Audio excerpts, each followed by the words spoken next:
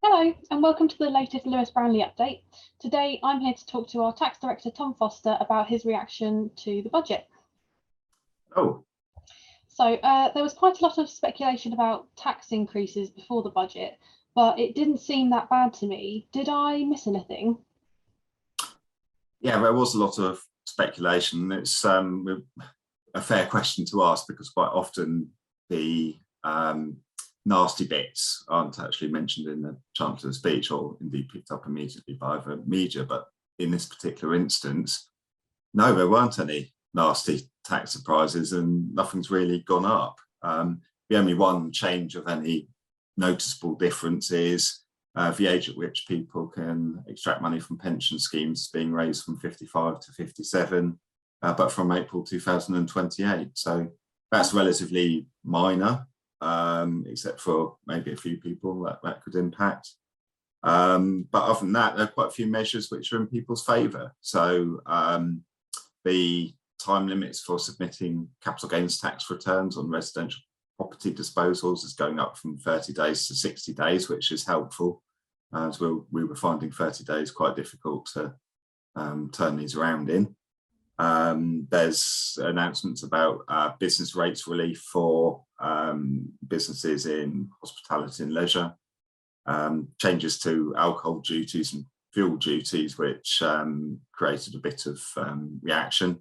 Also proposed changes to national living wage and national minimum wage, as well as extension to the present £1 million annual investment allowance. So a lot of things in people's favour, actually. Okay.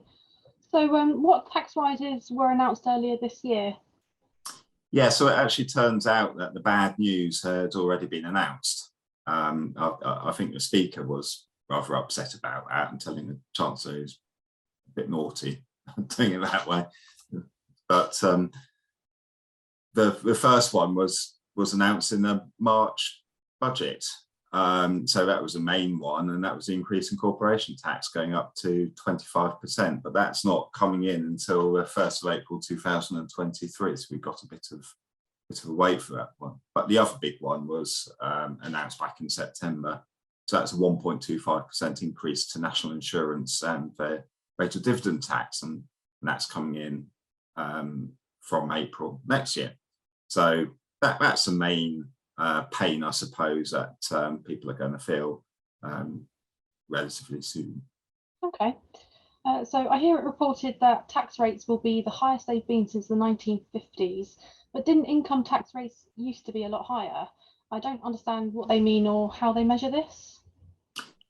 Yeah, you hear about 70, 80, even 90% tax rates. To be honest, I don't really recall what the tax system was like back then, in particular in the 1970s. It was a bit before my time.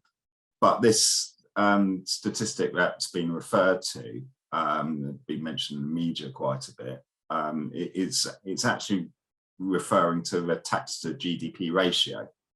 And these proposed new increases of the 1.25% and the increase to corporation tax, when these are effective, means that tax to GDP ratio will be the highest it's been since the 1950s. Okay, I see. And people were worried about the changes to capital gains and inheritance tax rates increasing, but they didn't. Are they likely to increase in the future? That's a very good question. Unfortunately, I've got no idea at all. Yeah, I was expecting something with capital gains tax, because it had been strongly speculated.